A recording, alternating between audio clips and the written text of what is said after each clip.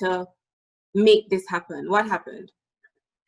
So it started a long time ago. I'm not going to go very far back. I'm just going to start in the earlier years. So I used to always, revamp resumes for persons. My parents always used to say, "Oh, help this person. Look through the gleaner, find them, jobs that they can apply to, help them." And I realized that even back then, people always, you'd ask them, what is it that you're looking for? Because help me out here. If I'm supposed to score through and find jobs for you to apply to, I need to know what your skill set is, what are you good at? What are you looking for? And I found that persons never really had good answers to that question. Most persons didn't know what they were good at. They didn't know what skills they had. What environments they wanted to work in. You had very few persons who kind of had a clear understanding of those things. That's number one. And number two, further down, this is more in 2013, I used to volunteer with a police youth group, Mountain View Police Youth Group. And I realized that there were a lot of really good people there. They were very altruistic. They were motivated. They would get stuff done for the community. And they varied in age, from age, 18 and younger up to age 35. But I realized that unemployment was a huge issue in this population. And I just couldn't understand why these good people who seemed to be, willing to contribute and to work hard and to do things and, why couldn't they find something, to do?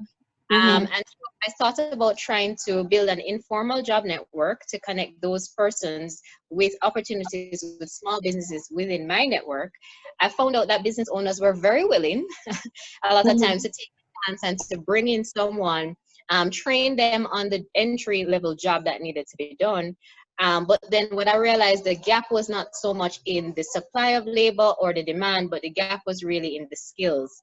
So we're talking soft skills, we're talking about employability skills, things that some of us, depending on our background, may think are common sense in the workplace. Right.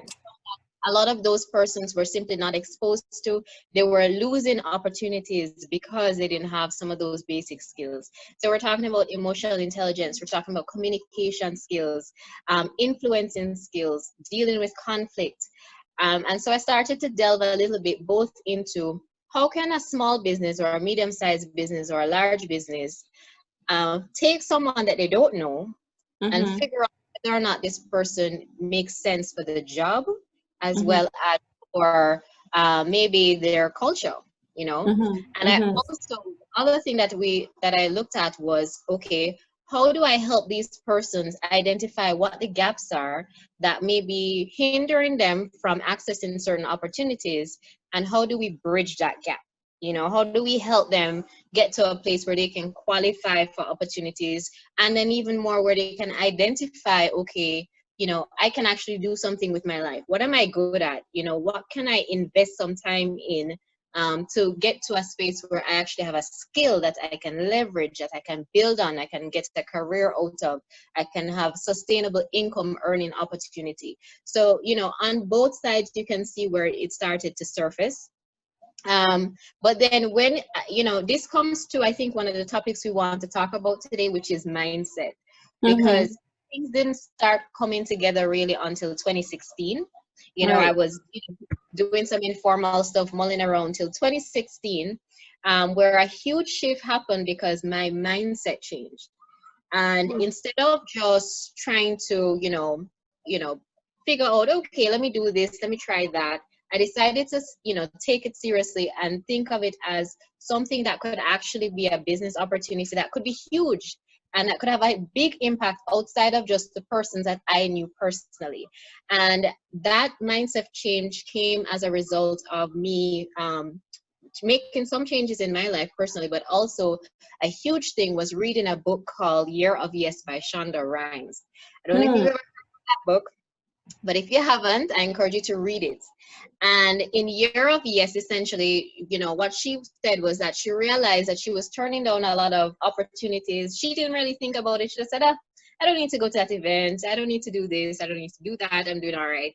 But when she opened up herself to those opportunities, like a life that she did not even imagine came her way, opportunities she didn't even consider came her way.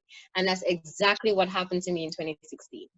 Danielle, you're hitting me with so many points. Before you even go further, there's so many points that you're hitting me with that I kind of want to hear a little bit more about. I mean, the problems that you set out to solve, or the problems that you are able to identify early on, are major problems, right?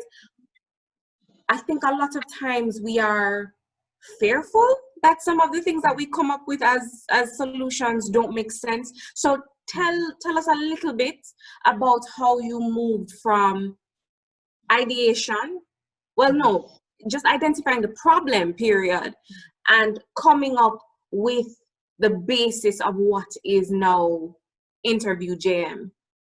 Did you go through like some little formal process where you tried to do workshops? Like, what was that process like? Yeah, so that took years because it wasn't, so I started really focusing on this in 2016 and saying I wanted to drill down on a solution that was scalable, something that wouldn't just impact my immediate community. But what I realized, I thought I had it figured out by the end of 2016. So I thought 2017, what I was building and what I was working on was it. But I realized, and this is key for entrepreneurship, that, you know, what I thought I knew then and what I know now, I mean, it has changed so much. So I have a much better understanding of the problem that I'm trying to solve now, and how to, you know, how to communicate what a solution could look like now than I did then. But at the time I was so confident, and I think that just speaks to the fact that it's a continuous process. As an entrepreneur, you have to be open to continuously challenging your own assumptions. Understand that you are making assumptions. When you've identified what you think is a problem for a group of people, and you've identified what you think is a solution, understand that all of that is based on a number of assumptions. And you have to continuously challenge those assumptions if you want to really get to a place where, you know, where you are closer to really, you know, having a real solution that can really solve the problem. And so it was a process of me continuing to invest in conversations with persons in the communities that I wanted to work with, so HR professionals. We did a lot of, you know, like we sponsored conferences in order to get in front of those people, did surveys, did a lot of phone calls asking persons if they're willing to spend half an hour with us having conversations, and did that over and over again. And got more information. I also independently researched a lot of companies who were solving either similar problems or who were otherwise just in the HR tech space, because sometimes we assume that, you know, the solutions we come up with or the problem that we're trying to solve is something that's so unique. But I mean, when you delve into it and you research, you realize that there's really a lot out there. And so that's one of the things I spent a lot of time doing, understanding what is it that others are doing to solve this problem. And that saved me time, because by speaking to those founders, I would actually reach out to some of those company owners via LinkedIn or via their contact page, and we'd have conversations about what they're trying to achieve and how, you know, what is their thought process and what are some of the things they have learned over their journey, what are the challenges that they're having. And they were very willing to share. And we would swap stories and we'd learn from each other. And I learned a lot from that process that I then used to refine what we focus on. So if you looked at what I presented maybe in some of those pitch competitions and things that I entered in 2016 versus what the business is now and what we've actually been able to sell and have companies pay for, it's actually very different. And so, you know, to answer your question, it's really a continuous process of connecting with the people that you're trying to benefit, and continuously working to refine your understanding. The other point that I would make on that is, I think sometimes we start off very, you know, we start off with a very large or very wide scope. And I've learned and I've heard from other founders as well that it makes sense to drill down and try and get very specific, because if you try to do too much and you try to be too wide, and I think it comes natural sometimes when you're trying to solve a big problem, you know. Yes, you go wide. You go very wide. Yeah, but what I realized with that is that sometimes you will miss a lot and you won't really get the solution that's going to really make sense. That's going to really get people to pay attention because you're trying to do way too much. It's confusing, it's complex. You likely don't have the money to build out everything to start. And so you just never progress. And so it makes sense to really drill down and get focused. All right, so drilling down into one of the things that you said, we have a question here that came in on Slido. By the way, to all of our attendees who are listening in, you can ask Danielle your own questions right here in the Zoom chat. There's also, and I believe our administrator will drop the link in the chat as well. You can share your questions for Danielle in the Slido app, and we'll be giving you guys about 10-15 minutes to ask your own questions of her. So get those questions in, or you can wait until later to turn your mics on, but you will be allowed to ask your question. So we have somebody called Jane who asked, how instrumental was networking in the early stages of starting the InterviewJM? And I want you to just give me that in like a 1 minute, because I feel like you've shared, you're like, oh, you know, I was able to call so-and-so and pick up the phone for so-and-so, and, you know, they were able to have conversations with me. But the fact is that a lot of people are terrified, absolutely terrified of cold calling. There is a known fact that public speaking is one of the most feared things in the world, more feared than death.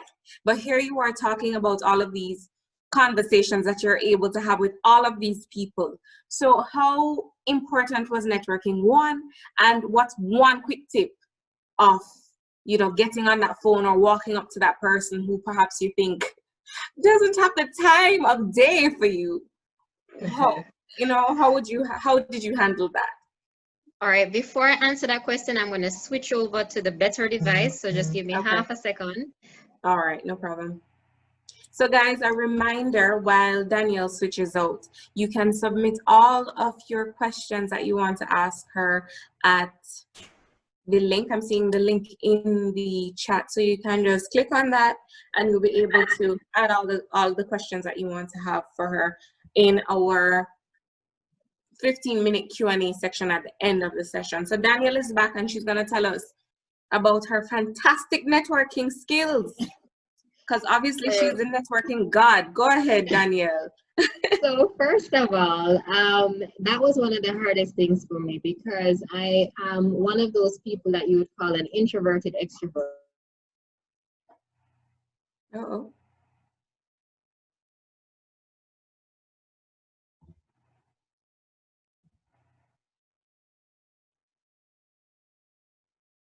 Hello?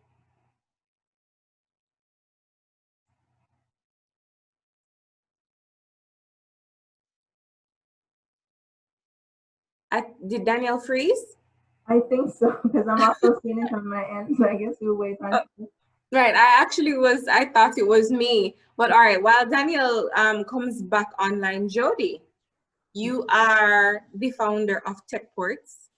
We're gonna put you on the spot a little bit. I mean, you put this together because you felt like, in our conversation, you shared that you felt like tech events and things of that nature needed to be a lot more accessible. Yes. Right? Absolutely. How did you happen upon that feeling? See, Um, Danielle is back, but let's hear from you, and then Danielle will switch back to you. Don't worry about it. And look, I have you twice. So I'm so sorry about that. It's okay, Danielle. Work out your technical issues. We're gonna hear from Jody while you get settled in. Jody? So yes, so I work in tech. I studied tech at college, and I attend a lot of tech conferences, tech events here in New York. I live in New York. And a lot of them are pretty accessible. Like, I don't need an arm and a leg to get into those events, and they're very impactful. The amount of people I meet at different levels, I meet people who are managers, I meet people who lead companies, and I wanted the same, or I wanted to look for something similar to attend in Jamaica. And then I started searching, and I saw the prices to get into a lot of these events. And I was just like, at the time I was in college, I was a senior, and I was just like, imagine me as a college student going to UTech, trying to get into these spaces, the amount of money that it costs, and also the right network. I'm very happy that you're going to talk about network. also the right network to get into these events. And so I wanted to bridge that gap in terms of the impact of those events versus the accessibility part of things. And that is where TechPorts came in. And I also like to highlight that I work with two other amazing people. I work with Garrett Thomas and Orandi Harris, and they've also been phenomenal in helping to put this together. All right, fantastic. Teamwork makes the dream work. Absolutely. It's a cliche because it's true. So thank you so much for your efforts. I think we have Danielle back.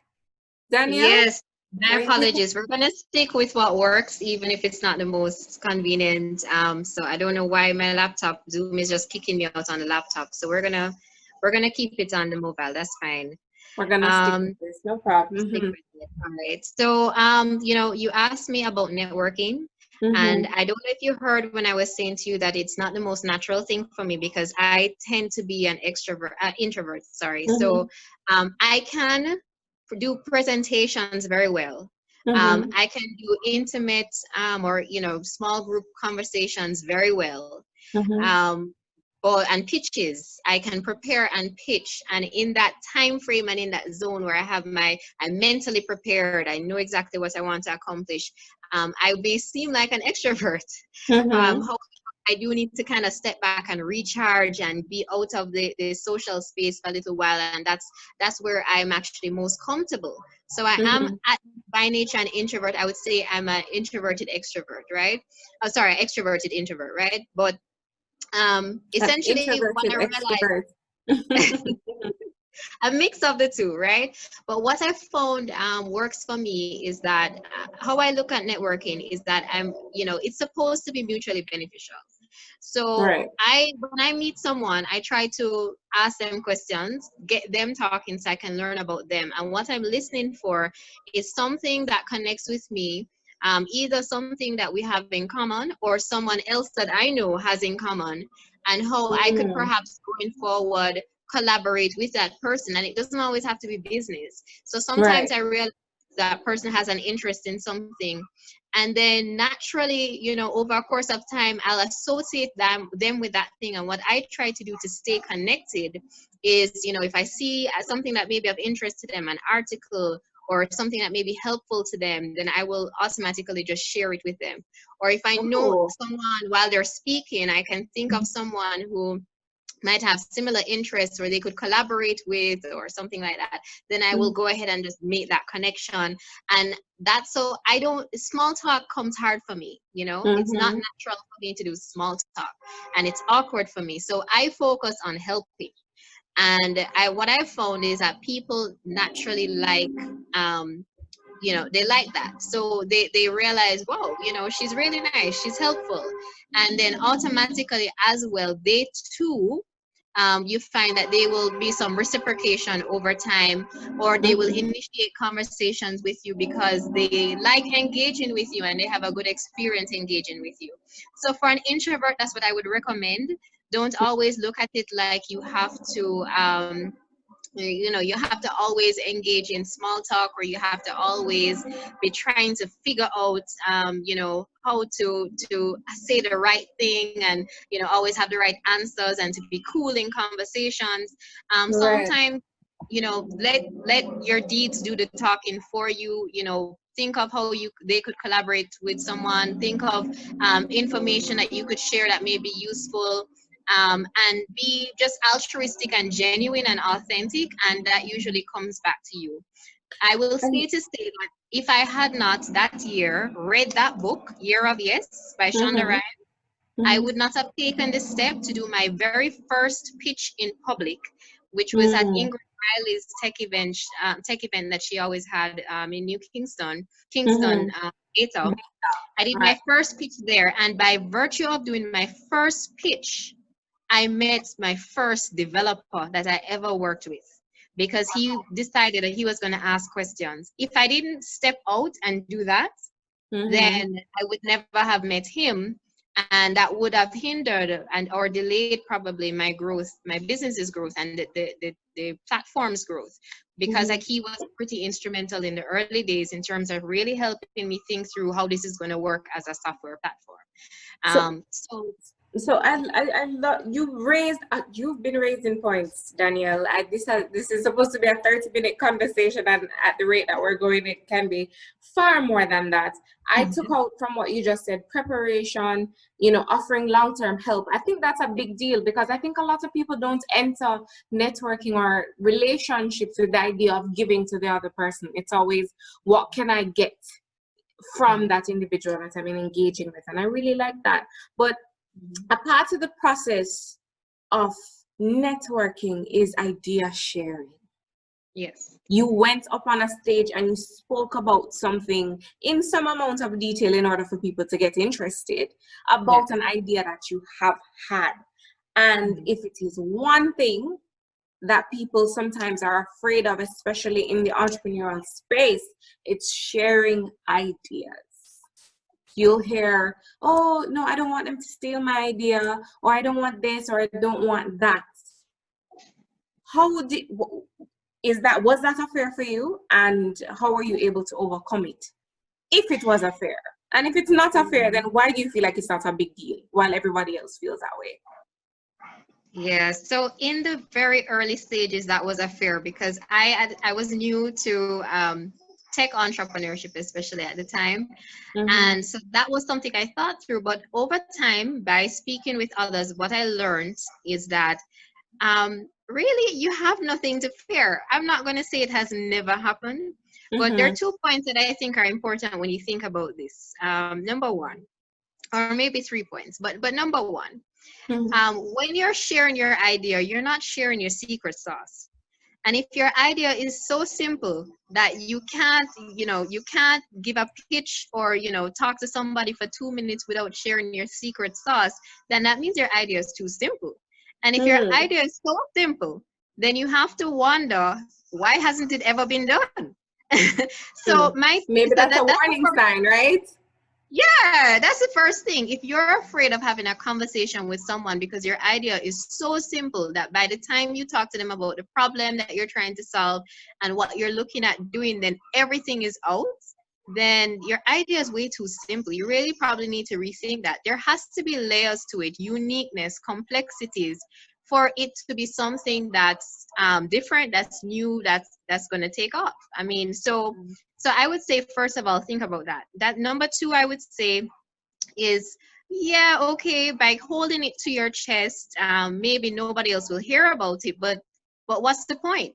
The idea is more, don't think about the idea, think about the execution. That's really what's going to separate you from anyone else, because ideas are a million, a million there's never a new idea, right? Exactly. It's the execution that separates you from someone else, because you might have 2 similar ideas with 2 different approaches, and you can even break this down further. Number 1, because as it relates to getting it done, the refinement is going to come by speaking with persons, by getting perspectives. And if you don't get those perspectives and you don't get that refinement, then likely you're not actually going to be successful. You can't be successful without engaging with the audience, right?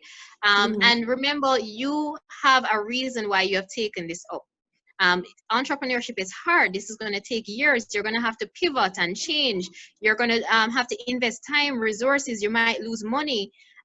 If you don't have a passion for this, then it doesn't make sense. So if someone else can just hear your idea and jump on it, it's likely that they don't have the investment. They don't have the emotional investment.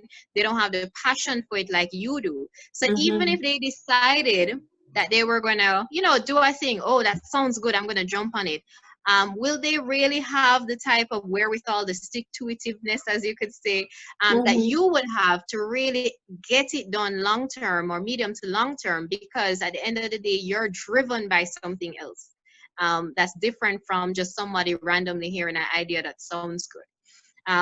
So I would say those 3 points. In response, I think you lose more by or you risk more by not engaging with others, not trying to flesh it out, not getting those perspectives and those learnings than you do by actually sharing. No, again, you don't share your secret sauce. Don't get into all the nitty-gritty details. It's not necessary.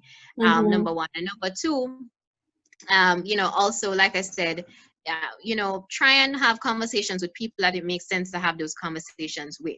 You know, so you Mm. don't need to tell everybody, Everybody but doesn't you're, need to know. yeah, you know, what's the point of that conversation? But be targeted, you know, have a pitch ready. You know, you always hear about the elevator pitch. So, you know, have a, you know, a 2 sentences, you know, who are you serving? What problem are you solving? You know, how are you solving it? And something about, you know, that would pique the interest of the person that you're speaking with. So if it's a potential investor, you know, what is it that you're looking out to get out of this? Is it investment or, you know, whatever? What stage are you at? Or maybe it's a potential user. What's the impact of solving the problem that you're solving for them? If you include those 4 or so things, you can have a nice 1 or 2 sentences that you can share with someone, to start the conversation. But you wouldn't be having this conversation unless there's a reason, you know. Right. And So there's interest to build and on, there's right? interest, you Hmm. know. So that's what I would say about that. So you fantastic way of approaching it and thinking about it. Of course, you would not, it hasn't been smooth sailing for you. You said it's taken a couple of years. You have started way back 2016, you got serious about it. Obviously, there are risks with what it is that you're doing. Obviously, things don't just fall in your lap. So, what do you feel has been your biggest challenge Mm-hmm. in starting the interview jam, and have you overcome it? How do you work on it? Mm-hmm. What has that been for you? So I think, so just speaking about business challenges, this is not my first rodeo, by the way. Okay, you started Um, other I, businesses. I've had other businesses, including a lounge, which, if you know, any restaurant lounge type business is a capital intensive business. Very much Um, so. Mm-hmm. and so, you know, I've had businesses crash and burn in the past. And so I've learned from that. And Mm-hmm. thankfully, I brought that experience into this, but I still had problems. And I think one of the biggest challenges for me was you didn't do sufficient. You see that whole conversation we're talking about, the networking, speaking to persons, the refinement. You know, I was a little timid at first when I first got started, so I didn't take the time to speak to as many persons as I probably should have very, very early. And I Mm. had this big idea, and it took me you know, at least 2 years to really drill down. And when I think about it now, I was like, oh my gosh, I could have been doing what I'm doing now had I known what I know now. And it Right. shouldn't have taken me that long. So what I would say is get out there. One of the things that helped me exponentially, and this is going to sound very silly when you hear it, but Mm-hmm. I was using the people around me. So Mm. I always wanted a mentor. I was like, you know, if I have a business mentor, they could help Mm. me make decisions, and I'd probably help, you know, make better decisions if I'm able to leverage their expertise. And I'm looking at all these people that I'm seeing online, you know, these popular business persons, and wow, you know, I just want to get close to and get to know some of these persons and probably Mm-hmm. get, you know, one of them to be a mentor for me in my business. And, Right. you know, I was looking out there and I wasn't looking at the people around me. And I wasn't necessarily reaching out to make the connection and to ask them, because I just assumed maybe they don't have time for me, maybe, you know, the things that we do to devalue ourselves sometimes. And it's Mm-hmm. subconscious, but it's there, Mm-hmm. right? Mm-hmm. And eventually I just decided, you know what, I just need to get this done. And one of the best persons, I now have an 8-person advisory board made up 8. of eight, Okay. Mm-hmm. made up of persons who are they're just, you know, they love the idea. I approach them, ask them if they would be willing to commit time to work Mm-hmm. with me on this. You know, Mm-hmm. these persons are not persons that I pay right now. You know, these Mm-hmm. are persons who are really contributing their time and effort and expertise to help me right now. And that only happened because one day it just clicked. You know, I need to actually reach out and talk to people to get them, Around. you know, to Right. ask them, Mm-hmm. you know, Mm-hmm. would you be willing to help me work on this? And obviously, you know, with the expectation that we will obviously give back to those persons at, you know, down the line. But they're right Right. now they don't even want that right now. They just want to see this succeed because they're so excited about this. People that I never thought, would really contribute time. So sometimes it's about, so that I was my own stumbling block there. That's the biggest challenge I think that I had, where it took me too long to get to where I am right now. And that's because I was stopping myself. I wasn't having the conversations that I should have had a lot earlier. And bringing those people in, I thought, they wouldn't be interested in doing this. It was a difficult conversation to have. Nothing like that. Some of these persons were LinkedIn, connections. I found them on LinkedIn. And we started the conversation on LinkedIn. Then we started having phone conversations. Eventually, I invited them to participate, and they're on board. And they check in with me. We have meetings. So I think sometimes, we need to get ourselves out of our own way. But again, it goes back to that whole thing about communicating. Don't hold things to your chest. Don't hold your ideas to your chest. Communicate, reach out, make those connections, network. And get those mentors, get persons who know more than you do, get persons who are willing to have conversations with you and be blunt with you and critique what you're doing and really have transparent conversations. And I think it will make a world of a difference. It really has for me, I would say. So, but yeah. No, finish. I think you want to finish your thoughts. You can go ahead. Yeah, I was just gonna say, but sometimes we think funding is the biggest problem, and whenever someone asks that question about what's the biggest challenge that entrepreneurs face, we see funding ranked very Being high. up there, right? I would challenge that. Sometimes there's a lot that we can do before the money.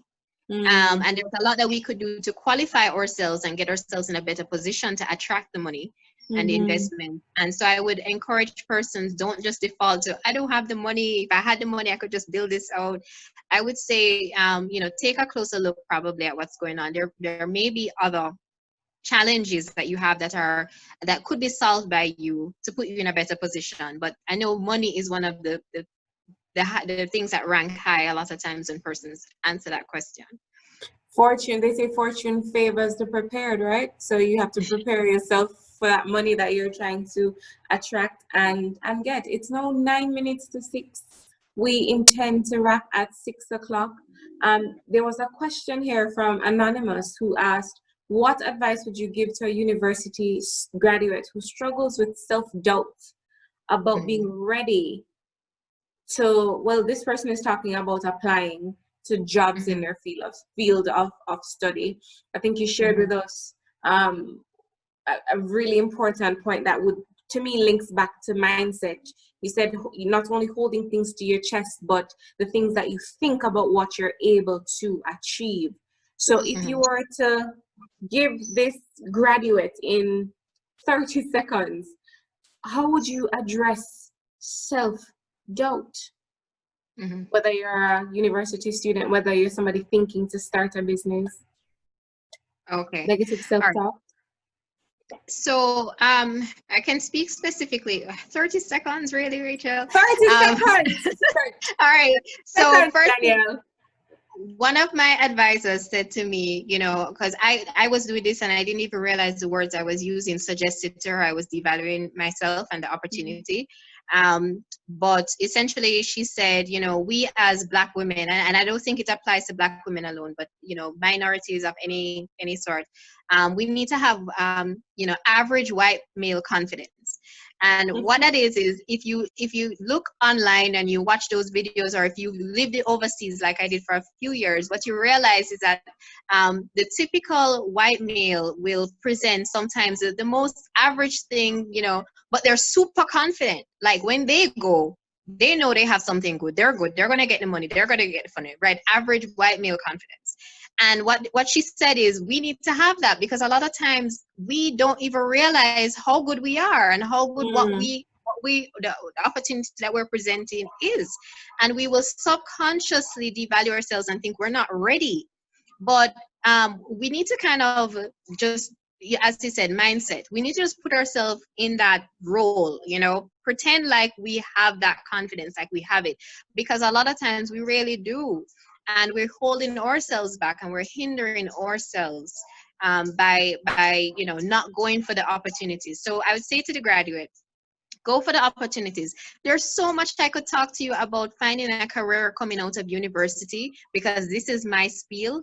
So what I will do, especially since I was late, I will put an offer out there that if you want to have a one-on-one career conversation with me, go ahead, contact Racheal or contact Jody, and we'll make the connection, and I will spend half an hour to 45 minutes and sit down and have a conversation with you, because there's too much that we could discuss for me to answer that question in the 30 seconds that has already expired. That has already elapsed, but we're here for the depth. We're here for the depth, Danielle. Thank you so much. So all our attendees today, that is a majorly valued offer that Danielle has just put on the table to sit down and have a one-on-one with her. Danielle, thank you so much for that. Again, do we have any more questions? I don't see any questions in the chat. I would like to open up the floor to anybody who wishes to speak. If you want to ask Danielle any questions, now is the time. We have 6 minutes left on the clock, and we have so much more that we could talk about, but we want to focus on what's important for you. So we're waiting for any questions. Feel free to raise your hand. Jody is observing the chat room. You're free to ask any additional questions that you want to ask. Danielle, while we wait for... Danielle, are you there? Yes, I'm here. Oh, okay, all right. So while we wait for any additional questions to come in, you've come all of this way. Is there anything that would you go through this journey again? What would you change throughout this journey? What would you want to have an opportunity to do over if you could? So again, it goes back to that mindset. You see, if I had the mindset that I started to develop in 2016 and that I have now, I would have been a lot more aggressive at communicating, networking, reaching out for opportunities, and really putting in the work to refine my understanding of the industry, the problem, connecting with the stakeholders, etc., from a lot earlier. And I would be further ahead than I am right now, I would say. So I think that's the biggest thing. Don't hold your ideas to your chest. Don't try to be a one-man show. Really reach out, connect, network with others, communicate, and don't limit yourself to Jamaica only. If you're focusing on an area that is limited in exposure here, and you feel that maybe we don't have a lot of experts here, or the solution isn't here, and the problem, some problem development needs to happen, and you need to learn more about the space, feel free to connect. LinkedIn is one of the best resources we have. I've connected with so many persons globally, via LinkedIn, and generally not everyone is going to respond positively, and not everyone is going to speak with you, but generally I found that persons are welcoming if you approach them in the right way, and you can make great connections. You can learn a lot that way. Obviously Google as well is great for searching and just finding case studies or articles, research papers, etc., to drill down on topics. But learning is the key.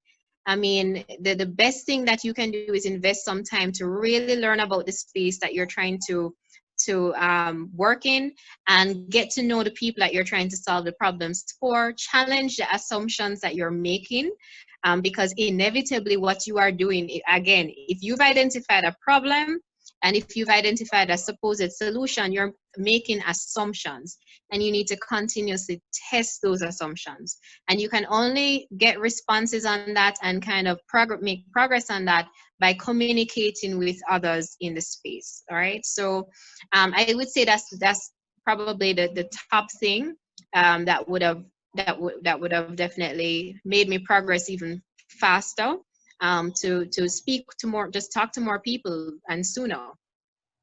So challenge the assumptions, open yourself up to the realities, roll with passion. I have a little piece of paper here that I've been scribbling on so many profound thoughts and practical tips that have been shared here this evening. We're 2 minutes to time. Jody, do we have any questions over there?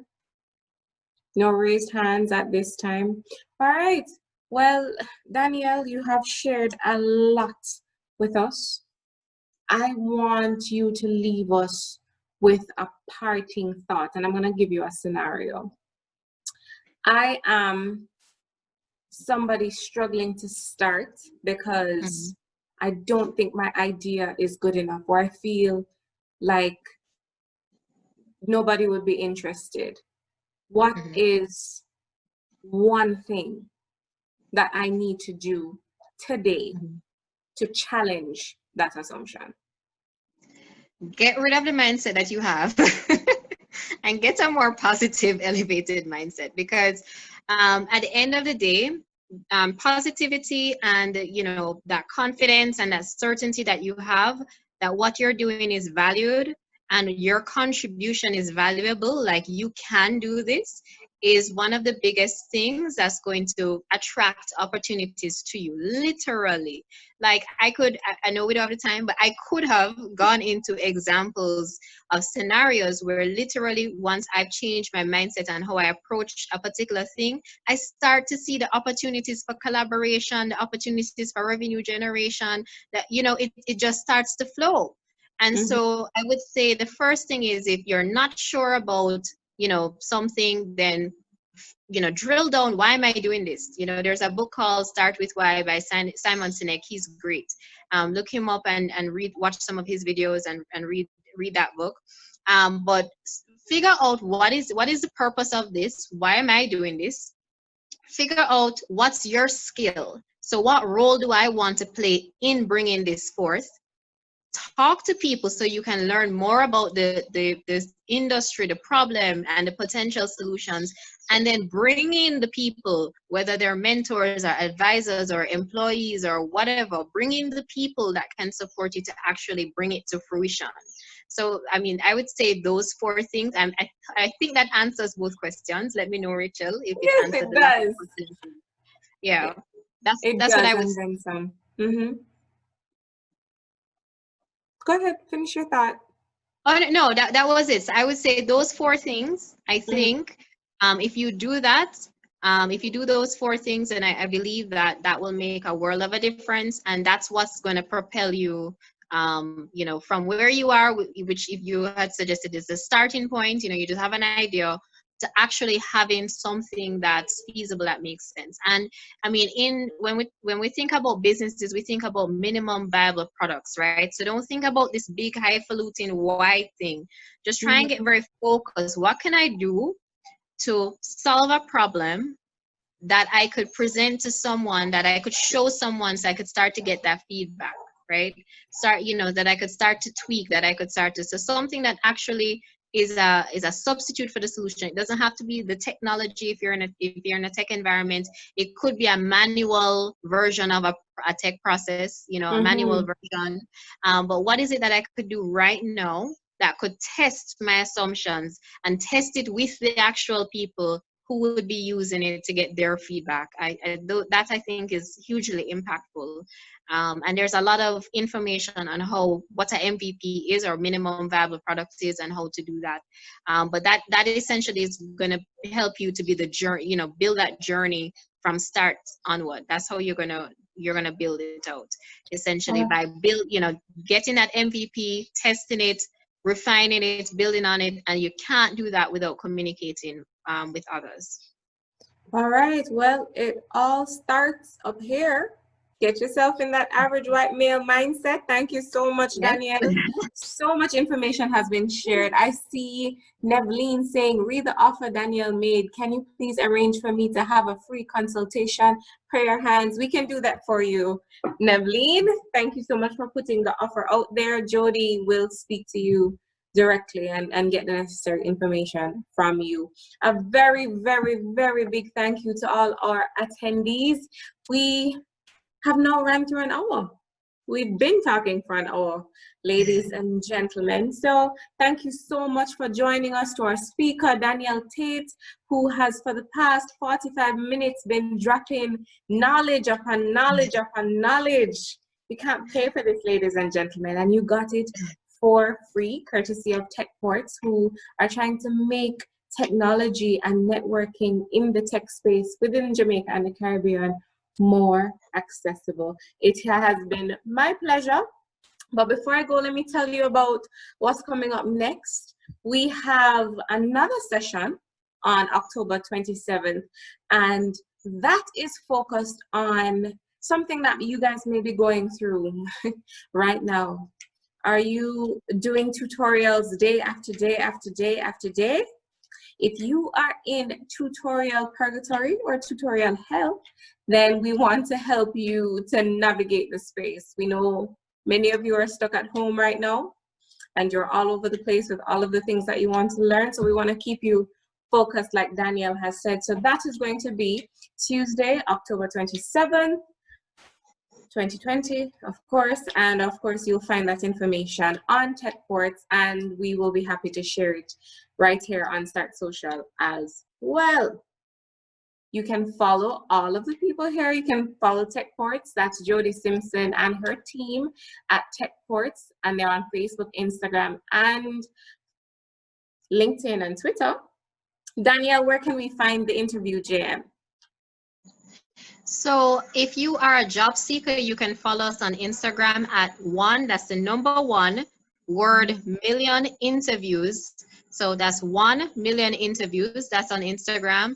If you're an HR professional, you can find us at the InterviewJM on Instagram, on Facebook, and at our website as well. We have the 1 million interviews website that's launching soon. And it's really a campaign that's going to help us to bring, connect mentors and information that helps to bridge the gap between university and employment. So you can check that out soon, but we'll announce when that website is live. Fantastic. We're excited about it. And of course, you can follow us at Start Social CBN. That's at Start Social CBN, which is short for Caribbean, where we are happy to bring you information about what's happening in the entrepreneurship space, regardless of the industry. So it has been a pleasure, my pleasure especially. My name is Racheal Callaghan, and we have come to an end. Thank you guys for joining us for this session. Feel free to, Jody, since the session has ended, are we able to hear from any of our participants who wish to speak at this time, or are we just coming to a close? No, we're still able to hear from attendees who want to speak. Okay. And I added a few links in the chat to the socials that you mentioned. So fantastic. So you can find all the necessary links, guys, in the chat. And yeah, I think we'll be sharing some information, some snippets, Jody, from this session in the future, possibly. And you can check out the TechPorts website. All right. I also want to add the time. I know a few folks are probably, right. a few folks are probably thinking that it's 6 p.m. in Jamaica. Yeah. My apologies for that, but it was 6 p.m. Eastern time, and Jamaica is 1 hour behind, so it's like 5 p.m. But I will try to make that absolutely clear for the next session, such that there's no miscommunication. Right. Cool. Unless we have anything else from our attendees, it's been real, guys. See you guys another time in another space. Thanks much for having me, Jody and Racheal. Thank you. No problem, Danielle. Thanks for sharing.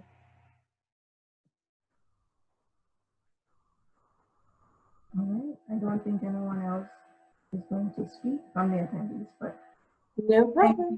Thank you so much, Racheal. This was amazing. No problemo. I think we can talk outside of the meeting. Yes. Unless anybody wants to say anything. We're still here. We're still on if you want to chit chat with us. Say again? No, I'm telling the attendees that we're still here if they want to chit chat. Okay. But I'm not hearing anything. So. Joel Richards, you don't want to unmute and say something? I see a J. I see, oh, so some people that I know are just joining. No, I had a Dane Dillon hop on. I know him from start. So I think people are just starting to join us at 6. Jamaican time, right? Yeah, as expected. But this was recorded, so I think we're just going to probably put snippets of it up, or even put it on, Right. or send it out to the folks who actually signed up so they could see the content. Yeah. Well, you can fix that for the next session, yeah? Yes, I can. Joel, Ajay, Nevleen, or Randy, nobody wants to share with us? I see somebody's raised their hands. Joel. Hi, Joel. Hi, Joel. Hi guys, greetings. I just wanted to say that I really appreciate this. I'm currently in university, and in the future, I would like to, have a startup, to start a startup, Right. And so these tips that you guys have been sharing, that Danielle shared, are really helpful and really mind opening. And so again, thank you. You're so welcome, Joel. How did you find out about the session? Minds of Jamaica. Minds of Jamaica. Okay, That's cool. here, right? All right, nice. Ajay, Richard, thank you so much for sharing, Joel. I see Ajay raising their hand. Okay, hi, Ajay. Do we have Ajay, Richard? We do. Hi, Hi, Ajay. good evening. Good evening. Good evening. I just want to say that this initiative is really, really timely, and it was really informative. I really took a lot from this presentation from Danielle and from you guys as well. And so I just like to say thank you guys for taking the initiative to present this opportunity to us. I'm also a university student, first year at UTech, and yeah, so I'm just taking the information so that when I'm ready for it, when I'm ready to use it, I can use it. So thank you guys. Cool. Go UTech. And, Woo! I'm to and UTech too. Ajay, I just want to point out, so you said that you wanted to be an entrepreneur and you want to start your own business. Again, remember my offer is there. We can have a conversation, one-on-one conversation, because there's so much more than what we could have shared here, and we could probably address some of your concerns directly. So feel free to reach out to me on LinkedIn to start that conversation if you're interested. Thank you so much. There you go. Fantastic. Thank you, Ajay. Before you go, how did you hear about the session? I heard about it from Joe. Are you guys related? I wanted to ask, but I wasn't sure. We are actually. We're Okay. Okay, cool. Your voices are similar as well. All right, so good looking out, Joel. Thank you. All right, thank you so much, guys. Are we gonna hear anything from Nevleen Williamson? Can we hear something from you? Oh, great. Hi there. Not sure she's going to say anything, but. Oh, Nevleen, can you unmute your mic for us? We promise we're not going to interview you, but we'd love to hear from you. Hi, good evening. Hi, good evening. I share the thoughts of the previous person. I really appreciate the session. I've learned a lot, and especially the whole concept of mindset. That is something that is for creative. That we have a lot of ideas, but we have self-doubt, and we are intimidated by the state. So what she shared was. That's it. All right, Thank you. fantastic. Thank you. How did you hear about the session? It was on Instagram. I don't remember which one of the pages, but I follow all the pages afterwards. So. Okay. All right. Dope. Thank you so much for sharing. Orandi belongs to you. Okay. Jody? Yes. Randy. Yes. Randy, do you want to say anything? There's a new message. Okay, he said he's not in a place to unmute, but he loved the session. He learned a lot. All right. Thank you, guys. Thank you so much. Jody, at your account, it looks like your promotions have been working. Yes, I think this was really, really good. And I'm very happy to hear directly from the folks who attended. It shows why we're doing this, why it's impactful. So thank you so much for making the time to be here.